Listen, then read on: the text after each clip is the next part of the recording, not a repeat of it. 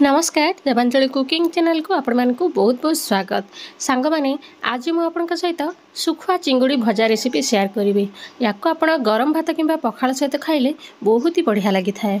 आ बहुत सहज उपाय रे बढ़िया मसला सहित आज आमे सुखुआ चिंगुड़ी भजा बनैबा।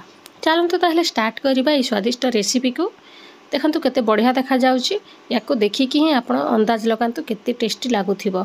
चलंतु ताहले स्टार्ट करवा भिडियोटी को शेष पर्यंत देखंतु। और जदि चैनल ए पर्यंत आपण नुआ अछंती ताले प्लीज चैनल टी को सब्सक्राइब कर दियंतु ए भलिया नुआ नुआ रेसिपी देखिबा पई। प्रथमे चलंतु या पई गोटे मसला तयारी करि नबा। एबे हमें ग्राइंडिंग जार रे नै जिबा रसुण। मु 5-7 कला रसुण नैची। देखंतु ताठू अधिका भी हबो। टिके रसुण अधिका देले ही टेस्टटा बहुत भलो आसी थाए। तापरे एबे हमें एथिरे सुखिला लंका देई दबा। आपण निज टेस्ट अनुसार कम बेसी करि परिबे लंका। तापरे गोटे चामच जीरा देकी याकू ग्राइंड करि नबा। अल्प टिके पानी देकी ग्राइंड करिबा। एठी देखंतु चिंगुड़ी को बढ़िया भाव में धोई नैची। टिके बाली रही जाय थाए सेति पय टिके भलो भाव में धोई नेबे। धोईकी याकू हमें बाहर करि नबा। पानी जमारू रखिबानी। तापरे एबे हमें पैन गरम करिकी देई दबा आधा चामच खंडे तेल।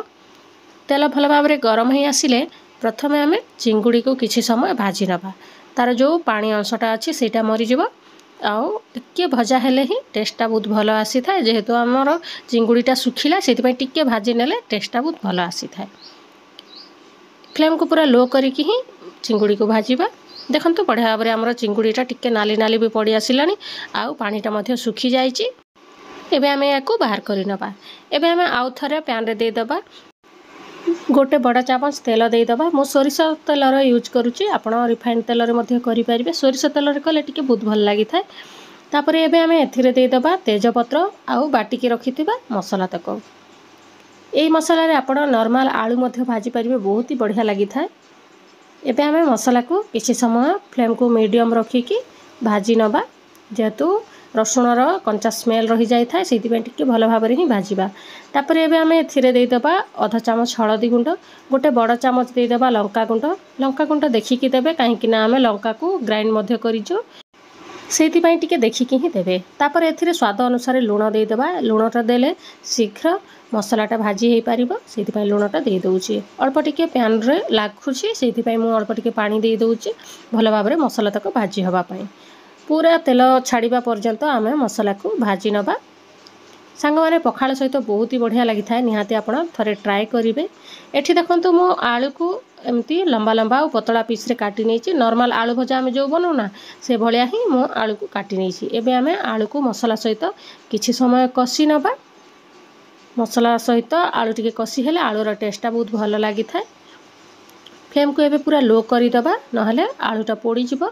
एबे आमे आलू को घोड़े की सिझेइबा। आलू को आमे घोड़े की 5 ରୁ 7 मिनिट पर्यंत सिझेई नबा। जे पर्यंत कि हमर आलूटा 80% सिझी न जाइछि से पर्यंत आमे आलू को घोड़े की सिझेइबा। एबे देखिबा 5 मिनिट खंडे हेई गलानी। लिड खोलिकी देखंतु बढ़िया भाव हमर आलूटा सिझी आसिलानी। एबे आमे किछि समय तळ ऊपर करि दबा भाजी नबा आलू को। एबे आमे या ऊपर देई दबा कटा टमाटो। मु गोटे टमाटो को छोट छोट पीस रे काटिकी नेइची। तापरे एबे आमे एथिरे भाजी के रखिथिबा चिंगुड़ी को मध्य देई दबा। एई सब को मिक्स करि नबा। किछि समय मसला और आलू सहित कसी नबा चिंगुड़ी को।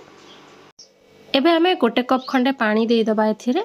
जेहेतु हमर चिंगुड़ीटा सुखिला अछि तो मसला सहित टिके भलो भाव में एब्जॉर्ब हे पारिबो। मसला तक भीतर को पसी पारिबो सेति पय अल्प टिके पानी देकी आमे सिझेइबा। आगो को जदि आपनको दरकार पड़े ताहले टिके देई देबे किछि असुविधा नै। एबे आमे घोड़णी घोड़े दबा आउ 5 मिनिट पई याकू पूरा लो फ्लेम रे छाड़ी दबा। देखिबा 5 मिनिट खंडे हेलाणी। देखंतु केते बढ़िया देखा जाउची ना। देखिले ही पाटीरू लाळ गड़ी आसीबो। आपण निहाती थरे ट्राई करिवे। आ बासना तो बहुत ही बढ़िया हे थाए। एई मसला सहित चिंगुड़ी की भाजी की देखिबे बहुत ही बढ़िया लागिबो। देखंतु बढ़िया भाव में हमर चिंगुड़ी मध्य झोल एब्जॉर्ब कलानी मसला झोलटा। एबे आमे या ऊपरे देई दबा टिके धनिया पत्र बढ़िया बासना आसीबो। देखिले ना सांग माने केते सहज रे हमर चिंगुड़ी भजाटा रेडी हे गला। आपण ए प्रोसेस रे निहाते थरे करिकी देखिबे। आ जदि वीडियोटी भल लागुची वीडियोटी को लाइक कर देबा और कमेंट करबा को जमार भूलिबेनी। देखा हबो नेक्स्ट वीडियो रे ओटे नवा रेसिपी सहित। Thank you for watching.